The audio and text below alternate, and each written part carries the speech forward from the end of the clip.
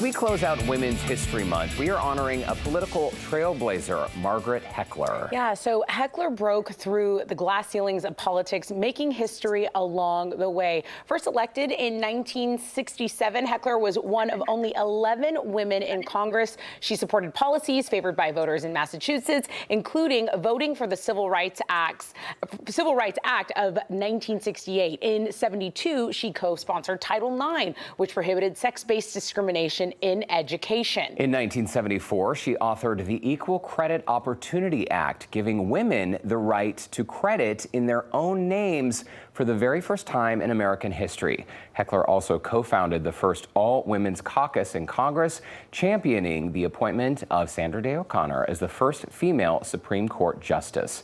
After serving 16 years in Congress, she would become one of the first women in President Reagan's cabinet, serving as the Secretary of Health and Human Services, where she made AIDS a national priority and initiated the Heckler Report, which studied the lives of minorities to increase their lifespans. She also, with the help of her team, wrote from scratch the very first federalized hospice program under Medicare. So incredible. Congresswoman Margaret Heckler helped pave the way for other women to succeed. That's why her daughter-in-law, Kim Heckler, is honoring her legacy in a major way. She has a new book. It's called Margaret Heckler, A Woman of First. We are so lucky. She's joining us now with more on Heckler's incredible impact. Welcome to Houston Life, Kim. Thank you so much for having me. It's incredible, you know, when we look back and start listing some of these major milestones for women. You know, we right now in 2025, you know, the thought of not having access to our own credit or, you know, things like Title IX not existing, it just seems so far-fetched. But this was something that really Margaret was a champion of. Tell me when you learned that you were going to write a book on this. You knew it needed a book. Well, I was her daughter-in-law. I married her only son, and I was around her for 35 years. And so often I felt that I was in the presence of greatness, a real historical figure. And her story has not been told, and it's inspiring, and it's encouraging, and it's a life of excellence. And so in a time like we are in today, it is the perfect time to reintroduce her story to all Americans. And Kim, what's incredible about this is, as Tessa was just saying, we cannot imagine a time when a woman couldn't get her own credit card or have her own bank account. Back then, when this was all going down in 1974, this was not popular among all Americans, right? I mean, she truly was a trailblazer because she was doing what was not common and what was not widely accepted at the time.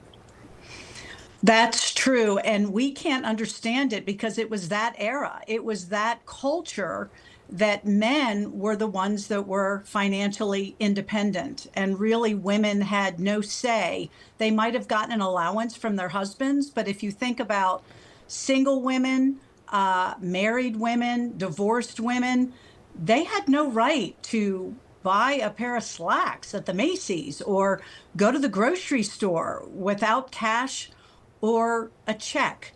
And so when you think about it, Margaret comes in as the only woman elected to Congress in 1966, joining 11 others. She is a lawyer and a congresswoman, had to join the banking committee to change this law once and for all. But it was a time period where even the financial bank executives, she met them in her office, they all said women will not pay their bills. The cultural model was I Love Lucy. Women were home. Even college-educated women wanted to be home, which is a wonderful thing. But for the 40% of women that did work, they did not have financial independence. And so with this law, Margaret brought women the power of the purse, finally. My jaw is on the floor right now. Same. I'm like, let me pick up my jaw so I can ask the next question. You know, someone who is in such close proximity to her, I mean, what a delight, right? What a bonus of life to be able to be next to someone who, like you said, was just full of greatness.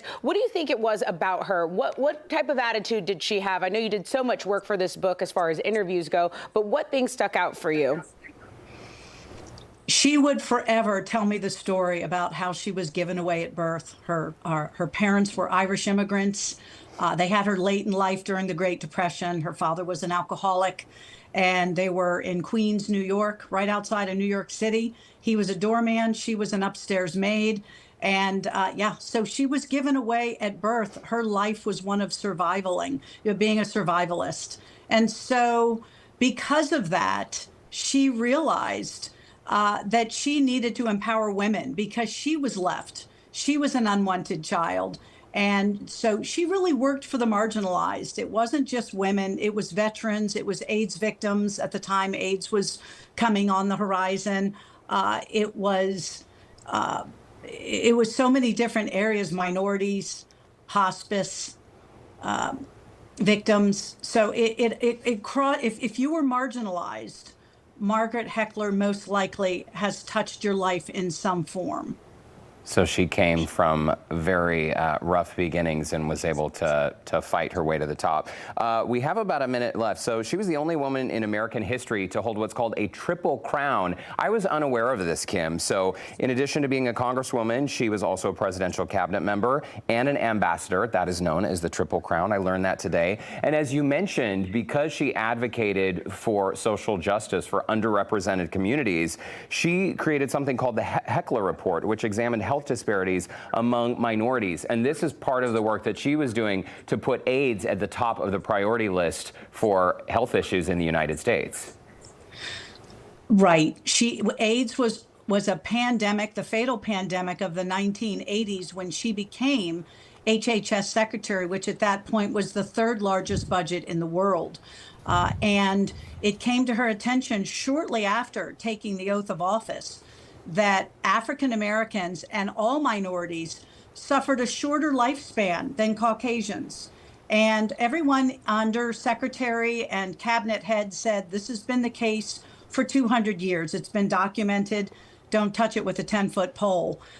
For her, as HHS secretary in charge of the nation's health, she did more than that. She had 9 volumes written by the National Institute of Health documenting why this was the case and what we need to do to close that gap of death. And that is what's known as the Heckler Report and one of her greatest legacies. My goodness. It's incredible. I wish we had a full hour to talk about this book. We're going to be sure we put a link up so our viewers can find it. Kim, what an honor to meet you, too. And I wish people could live forever because we need more people like Margaret Heckler in our world today. And this book is for everyone. So if you want to read it, A Woman of First, Margaret Heckler, Political Trailblazer, look for the scene on Houston Life section on our website, houstonlife.tv. We'll have all the information you need. A Woman of First. Kim Heckler, thank you again so much. Thank you so much, Derek and Tessa.